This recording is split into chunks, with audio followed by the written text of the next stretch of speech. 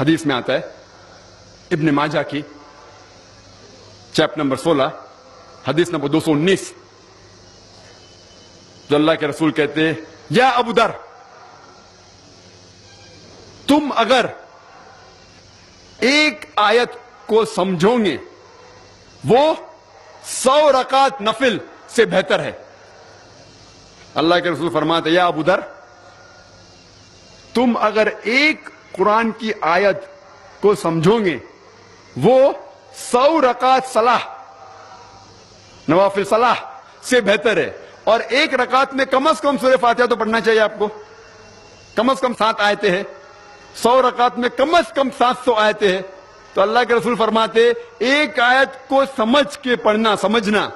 700 آیت کی تلاوت کرنے سے بہتر ہے، یعنی سمجھنا 700 گنا صرف تلاوت سے بہتر ہے،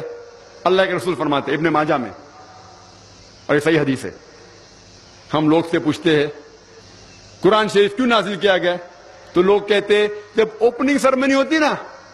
اوپننگ سرمنی آفس کی، تو قرآن شریف پڑھنے کا، جب گھر کا افتتاح ہوتے تو قرآن شریف پڑھنے کا، جب کوئی مر گیا تو قرآن خوانی کرتے، تو قرآن شریف نازل کیا گیا تھا قرآن خوانی کے لیے۔ اور لوگ کرتے ختم قرآن، ختم قرآن 1 2 3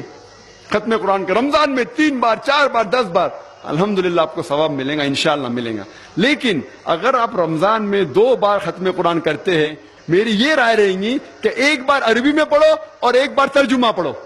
وہ بہتر ہے، کم از کم سمجھ میں تو آئیں گا آپ کو۔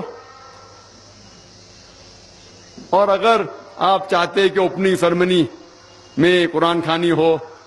یا افتتاح ہو گھر کا تو قرآن خوانی ہو، کوئی مر جاتا قرآن خوانی، میں کوئی قرآن کی آیت میں صحیح حدیث میں نہیں جانتا ہوں کہ محمد صلی اللہ علیہ وسلم یا صحابہ کوئی مر جاتا تو قرآن پڑھتے تھے یا کوئی افتتاح کے لیے قرآن پڑھتے تھے۔ اگر آپ کو قرآن پڑھنے کا ہی ہے تو میں یہ کہتا ہوں کہ آپ قرآن اگر پڑھتے ہیں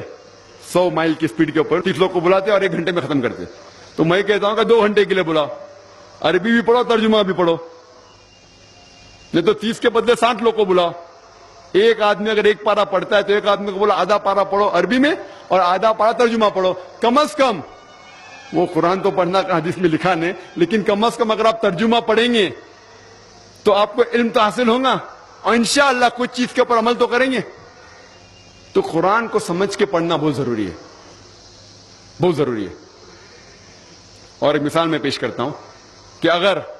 آپ فرانس جاتے ہیں ایک ڈگری حاصل کرنے کے لیے، BSc کی ڈگری، آپ فرینچ نہیں جانتے، آپ کلاس اٹینڈ کرتے ہیں،